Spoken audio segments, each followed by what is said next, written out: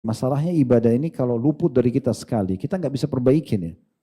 Kalau tadi misalnya sholat maghrib ini ada orang yang masbuk 1 rakaat. Kemudian dia berharap bisa mendapatkan pahala dari awal takbiratul ihram pertama imam misalnya. Karena ada hadis Nabi SAW, siapa yang tidak ketinggalan 40 hari takbiratul ihram imam maka dia akan selamat dari kemunafikan dan api neraka. Kan gitu. Maka dia berharap supaya kembali. Nggak bisa. Dia bahkan tidak bisa nego sama imam kembali ke takbiratul ihram supaya saya tidak masbuk. Dan akan dicatat di buku amal dia sudah terlambat di sholat maghrib, di hari itu, di tempat itu selamanya sampai hari kiamat. Gak bisa diperbaiki.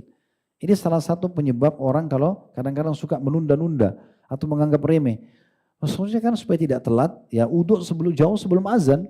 Jangan tunggu azan, ngobrol kosong dulu sama temannya, nanti azan baru dia mau uduk. Ya pasti kehilangan. Kehilangan sholat qobliyah, kehilangan doa antara azan dan iqamah, kehilangan saf awal, kalau laki-laki itu keutamanya besar, kehilangan takbiratul ihram pertama imam. Banyak sekali luput dari dia.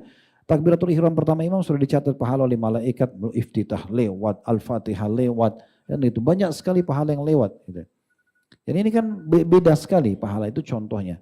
Saya pernah begitu, kedatangan tamu di rumah di Condet, seorang ikhwah, dia bertamu kemudian kami ngobrol, subhanallah saya luput mengikuti perkembangan waktu itu transisi, kalau tidak salah baru datang dari safar, jadi saya tidak ikut, saya pikir waktu azan duhur itu jam 12 lewat 10, dia mundur sebelum jam 12 sudah azan. Saya ngobrol, mikrofon masjid dekat rumah, kebetulan mati, ya. Tidak nyala gitu, so saya tunggu sampai jam 12.10 kok belum azan. Saya bilang sama dia, akhi kita ke masjid aja dulu. Saya boncengan motor sama-sama. Pas tiba di masjid, masuk di pintu masjid, imamnya sudah sujud rakaat pertama. So, saya sambil jalan ke saf pertama itu sambil saya introspeksi diri. Subhanallah, ini luput dan tidak bisa saya perbaikin ini. Satu kali takbiratul ihram yang luput ini. Dan rakaat pertama ini. Akan dicatat sampai hari kiamat. Khalid Basalamah ini telat 1 rakaat di salat itu. Tidak bisa diperbaiki. Itu bahayanya ya. Sehingga harus lebih jeli lagi kita memperhatikan masalah ini. Sa'id bin Musayyib rahimahullah, kalau saya nukil lembar-lembaran hidup beliau itu luar biasa. Saking pekahnya peduli supaya jangan tertunda dari dia amal soleh.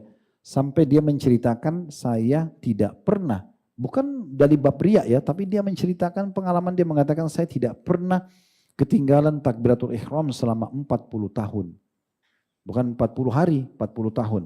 Dan dia mengatakan selama 40 tahun saya tidak pernah melihat kecuali pundak imam. Imam di sini dia di belakangnya 40 tahun. Imam Allah Akbar dia Allah Akbar. Jadi saking pekahnya dia menjaga ya, dan tidak menunda amal tersebut.